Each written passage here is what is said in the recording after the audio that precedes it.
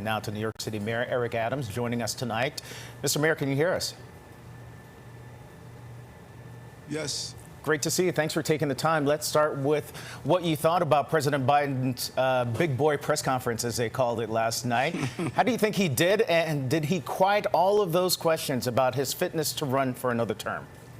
Let me tell you, one thing I know about this type of work is that you never quiet the noise.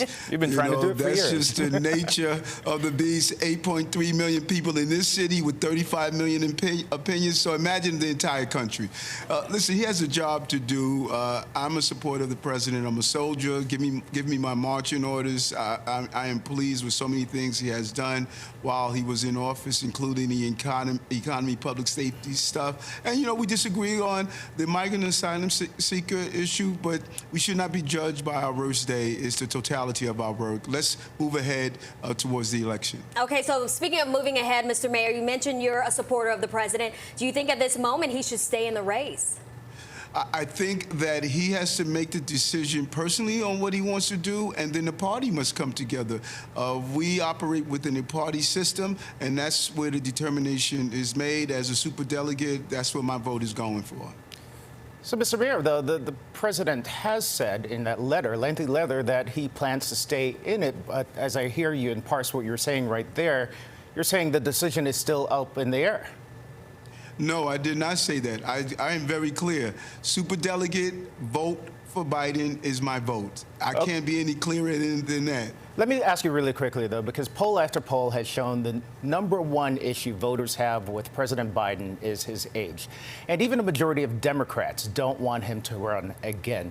Wouldn't your party be better served with someone else, including the vice president, who can still run on the record for the administration, but without age as the issue?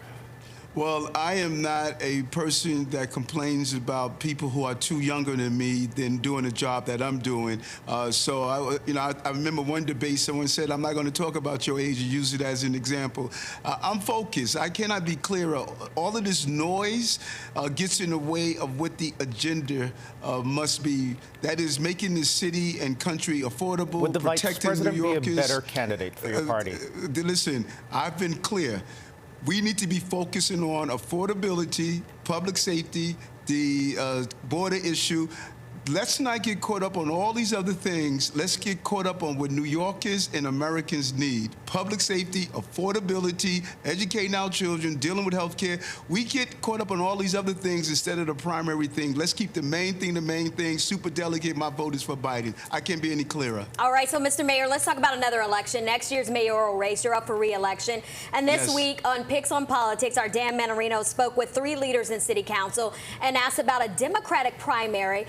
We want to get your take on what they had to say. Take a listen. Deputy Speaker, should the mayor be primaried? I think so. I think that, I mean, that's what democracy is all about. Speaker, should the mayor be primaried? I'm going to watch and see what happens with this particular race. Your thoughts, Mayor? Well, listen, I haven't been clearer. I don't think people hear me clearly.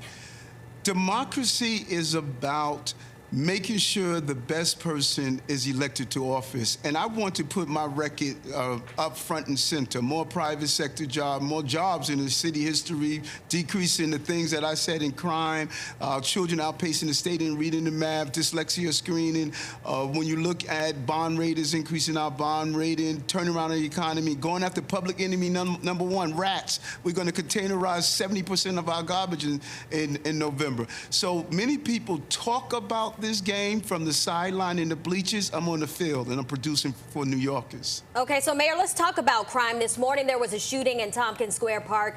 Police say this may have been drug related. This is an area that has been on your radar. Not even just 2 weeks ago, you addressed the violence there. So what is the city doing to address the surge in violence? It's a number of things, and I bet you when we catch the people that are involved, you're going to see what I've talked about day after day. recidivism. There's a small number of people who are doing a disproportionate amount of crime. We need to make sure they remain behind bars, and every apparatus and part of the criminal justice system should be a part of that. Police, we're doing their job. They're clearing cases. They're making arrests. They move thousands of illegal guns off the streets. But far too often, those who are doing shootings, they are returned back to our streets, and they don't learn their lesson. Just Officer Diller's murderer, he was arrested 20 times, and a person in the car with him was arrested on a gun charge, and there was a gun in the car that looks like was his as well. That is our problem. Should we talk trash for a second, Mayor? Because some people are saying the city reinvented the wheel with a New York City trash can.